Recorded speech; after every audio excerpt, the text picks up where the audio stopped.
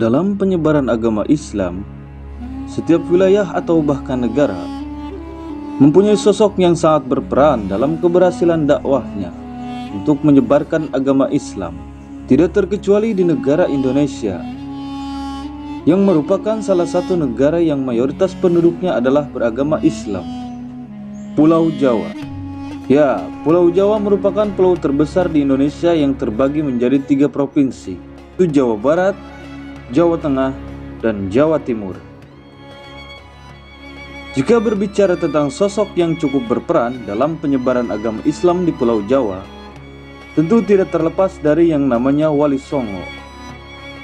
Pada umumnya, kita lebih mengenal Wali Songo yang berjumlah 9 orang, yaitu Syekh Maulana Malik Ibrahim, Sunan Ampel, Sunan Bonang, Sunan Giri, Sunan Derajat, Sunan Kalijaga, Sunan Kudus, Sunan Muria, dan Sunan Gunung Jati.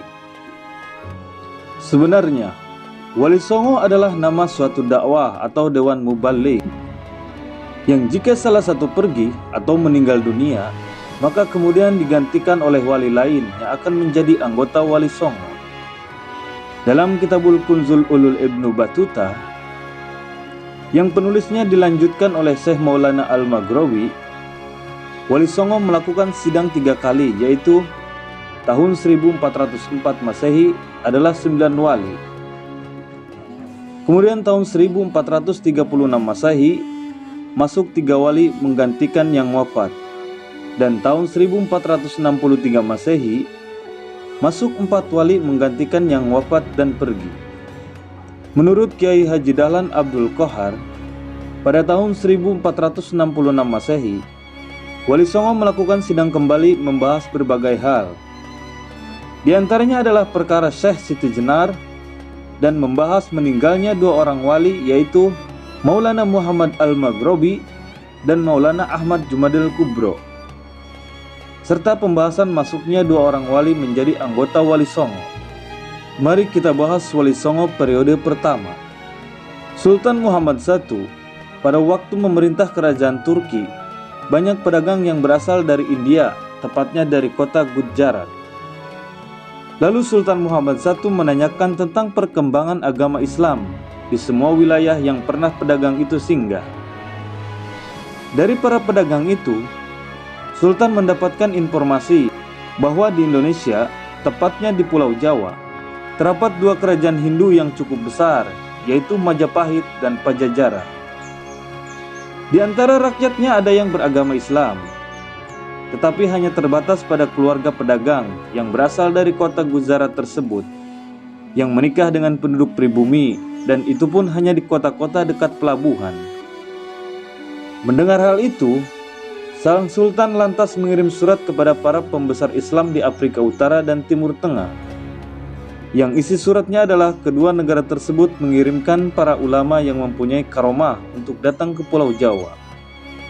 Maka, setelah surat itu sampai ke pembesar agama Islam dari 2 negara tersebut, terkumpullah 9 ulama yang berilmu tinggi dan mempunyai karomah. Maka, pada tahun 808 Hijriah atau 1404 Masehi, ke-9 ulama itu berangkat ke Pulau Jawa. Mereka adalah Maulana Malik Ibrahim, berasal dari Turki, ahli mengatur negara, berdakwah di Jawa bagian timur, wafat pada tahun 1419 Masehi. Karena itu, makamnya terletak 1 km dari sebelah utara pabrik semen Gresik. Maulana Ishaq, berasal dari Samarkand, dekat Bukhara, Rusia Selatan. Beliau ahli pengobatan. Setelah tugasnya di Jawa selesai, Maulana Ishaq pindah ke Pasai dan wafat di sana. Maulana Ahmad Jumadil Kubro, berasal dari Mesir. Beliau dakwah keliling, makamnya di Troloyo, Trowulan, Mojokerto, Jawa Timur. Maulana Muhammad Al-Maghrabi, berasal dari Maghrib, Maroko. Beliau berdakwah keliling, wafat tahun 1465 Masehi. Makamnya di Jatinom, Klaten, Jawa Tengah. Maulana Malik Israel, berasal dari Turki, ahli mengatur negara. wafat tahun 1435 Masehi, makamnya di Gunung Santri. Maulana Muhammad Ali Akbar, berasal dari Persia, Iran, ahli pengobatan, wafat tahun 1435 Masehi, makamnya di Gunung Santri.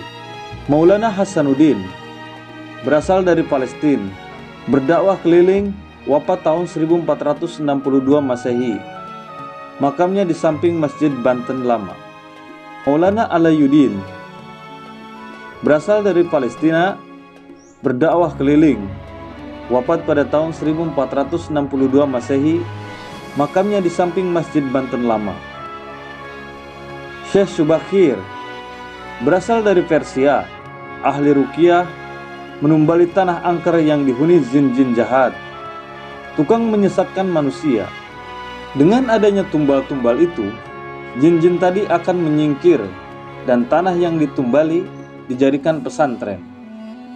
Setelah banyak tempat yang ditumbali, maka Syekh Subakir kembali ke Persia pada tahun 1462 Masehi dan wafat di sana. Salah seorang pengikut atau sahabat Syekh Subakir meninggal dunia ketika beristirahat di daerah Blitar. Hingga sekarang, makam pengikut Syekh Subakir tersebut ada di sebelah utara pemandian Blitar. Di sana ada peninggalan Syekh Subakir berupa sajadah yang tersebut dari batu kuno.